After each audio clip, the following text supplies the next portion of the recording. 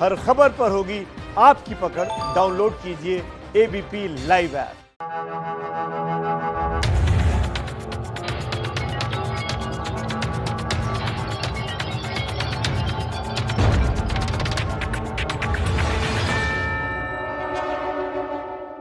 नमस्कार, आप देख रहे हैं एबीपी न्यूज। आपके साथ हूं मैं रूबिका लियाकत। बहुत बहुत स्वागत है आपका सीधा सवाल में। क्या है सीधा सवाल? यही कि यह आत्मसमर्पण है या गिरफ्तारी। तो सवाल यह है कि विकास दुबे पकड़ा गया या फिर उसने आत्मसमर्पण किया है, सरेंडर किया है। जो विकास दुबे 8 पुलिस वालों की हत्या का आरोपी है, वो 7 दिन तक घूमता रहा, 10 राज्यों की पुलिस को छकाता रहा, दिल्ली से लेकर नेपाल बॉर्डर तक उसकी तलाश होती रही, अलग अलग सूत्र अलग अलग बातें करते रहे, लेकिन यूपी के 3 लाख पुलिस वालों को चकमा देकर वो मध्य प्रदेश के उज्जैन में महाकाल के दरबार पहुंच गया। पहले कानपुर से फरीदाबाद आया और फिर फरीदाबाद से उज्जैन तक पहुंच गया। कैसे?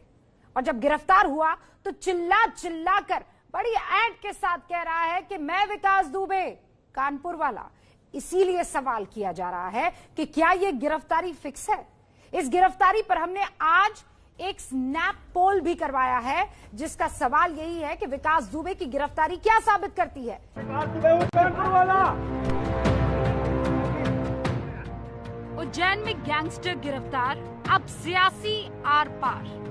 अखिलेश ने पूछा, विकास दुबे की गिरफ्तारी या सरेंडर? जो एक अपराधी चाहता है कि उसकी सुविधा के अनुसार, उसके समय के हिसाब से, उसकी सुविधा की जगह उसकी सरेंडर हो जाए ताकि वो अपने केस को अपने हिसाब से मैनेज कर सके, उसने वो कर लिया। प्रियंका गांधी ने लगाया विकास दुबे से मिली भगत का आरोप।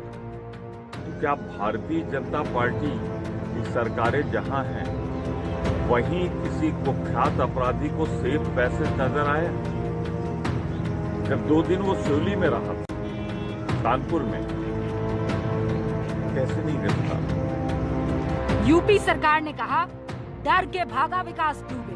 उत्तर प्रदेश की पुलिस का डर है कि उसको कभी हरियाणा भाग करके जा रहा है तो कभी मध्य प्रदेश भाग करके जा रहा है और उसे उत्तर प्रदेश से बाहर जाकर के समर्पण करने जैसी स्थिति का सामना उसने किया है।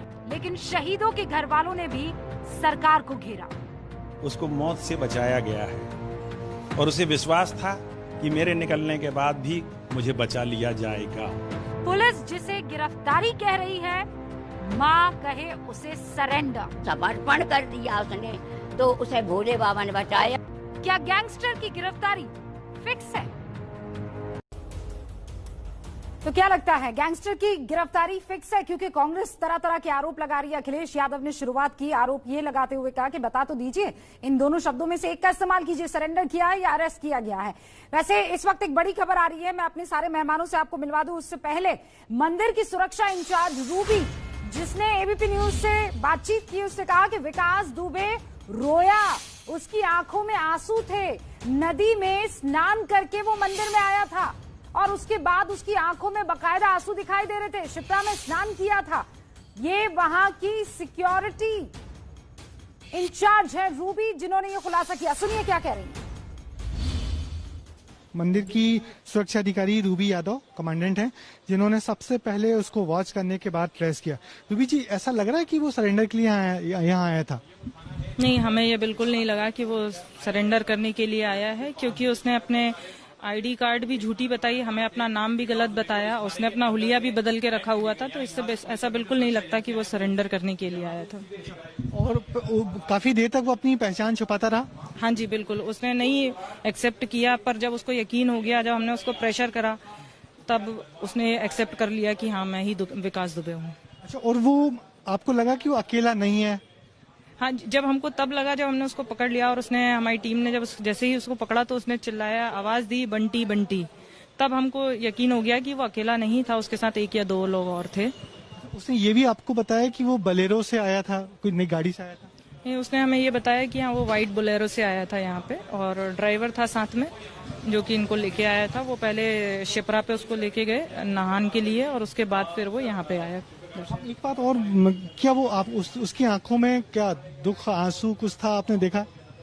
नहीं, जब हमने उसको पकड़ लिया तो वो शायद थोड़ा सा सहम गया, डर गया, तब उसके आंख में थोड़े से मुझे आंसू लगे थे, लेकिन कोई पछतावा किसी प्रकार का नहीं था। वो वैसा ही वो उग्र था, बहुत ज्यादा शातिर। उसने फिर ये भी बताया कि उज्जैन वो आता रहा है, क्योंकि हमने उसकी फेसबुक प्रोफाइल पे भी देखा है वो महाकाल का अपने आप को भक्त मानता है। जी, उसने मुझे बताया कि मैं महाकाल आता रहता हूँ, साल में 2 बार सावन में आता रहता हूँ।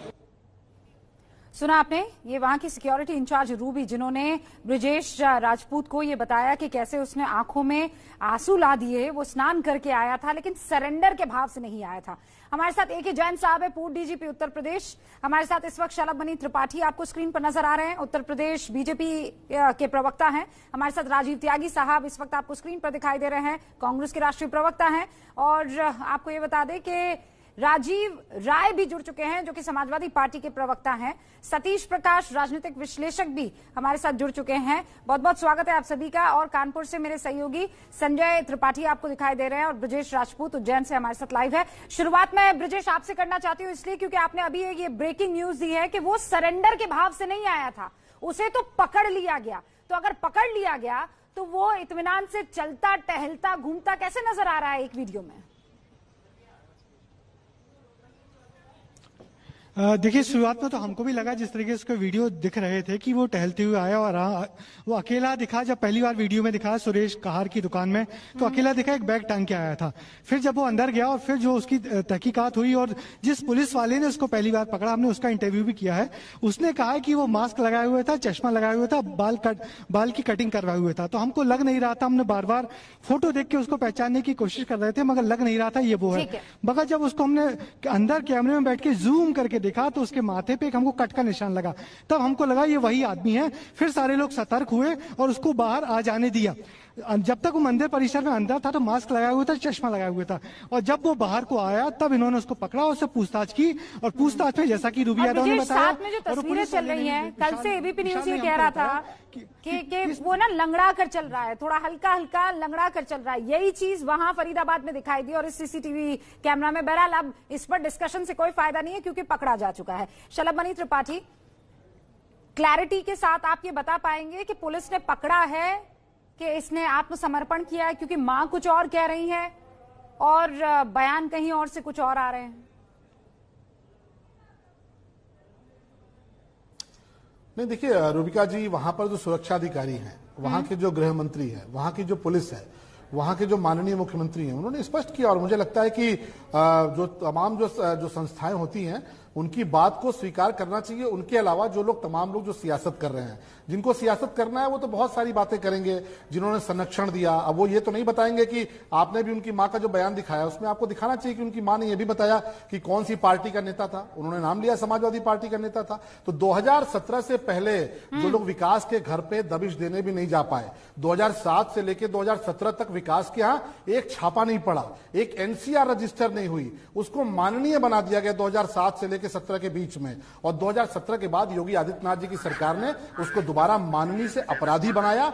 3 बार छापे पड़े, जिनमें 2 बार वो जेल गया और 3 साल के दौरान लगातार वो जेल में रहा। इस बार भी जब से उसने इस घटना को अंजाम दिया, उसके बाद से जो ताबड़तोड़ कार्रवाइयां हुई हैं, उसके सारे साथी मारे गए, बहुत से गिरफ्तार हो गए, उसका खुद का साला गिरफ्तार हो गया। एक सेकंड में आपको रोक रही हूँ, इसका जवाब राजीव राय देंगे, लेकिन इस वक्त एक बड़ी खबर आ रही है। पूछताछ में इस कुख्यात अपराधी ने बाकायदा एक कबूलनामा सामने रखा है। उसने कबूला है कि वो पुलिस वालों के शव को जला देना चाहता था। पंकज झा मेरे सहयोगी फोन लाइन पर जुड़ चुके हैं। पंकज, डिटेल्स। रूबिका, पिछले करीब घंटे 1.5 घंटे से उसकी उज्जैन के पुलिस ट्रेनिंग सेंटर में पूछताछ हो रही है। सिलसिलेवार तरीके से करीब सवालों की लिस्ट बनी है। उसमें एक सवाल के जवाब में जो उसने बताया है वो काफी हैरान करने वाला है, और इसकी तस्वीर पहले से भी आई थी। उसने ये बताया कि पुलिस वालों की उसने गोली मार के हत्या की। तो आपने देखा होगा, तस्वीर आई थी, सारे पुलिस वालों की लाशों को उसने एक कोने में रख दिया, और उसकी तैयारी इस बात की थी कि तेल भी उसने पहले से मंगाया था कि उसको जला करके सबूत मिटा दिया जाए। लेकिन उसके कुछ साथियों ने ऐसा करने से मना किया और फिर ये बात बदल गई। वो जल्दबाजी में भागना भी चाहता था। सिलसिलेवार तरीके से उसने बताया कि 7 दिन वो वहां कानपुर के चौबेपुर से लेकर के उज्जैन कैसे पहुंचा, इसके बारे में उसने जानकारी दी है। किन पुलिस वालों के कांटेक्ट में था, किससे क्या बात होती थी, उसके बारे में भी प्राथमिक तौर पर डिटेल में उसने बताया है। लेकिन ये सबसे बड़ी खबर है जिसके बारे में अब तक इल्म नहीं था, नहीं पता था कि वो इस तरीके से इतना बड़ा वो दहशतगर्द था कि वो सारे पुलिस वालों की लाशों को जलाने की उसकी प्लानिंग थी, जो बाद में बदल गई। बिल्कुल सही, ये तो हैवानियत है। मतलब कोई सोच भी कैसे सकता है, पहले तो आप पुलिस वालों की हत्या करें और उसके बाद एक जगह इकट्ठा करके तेल की व्यवस्था थी ताकि वो जला दे शवों को, और ये खुद उसने कबूला है।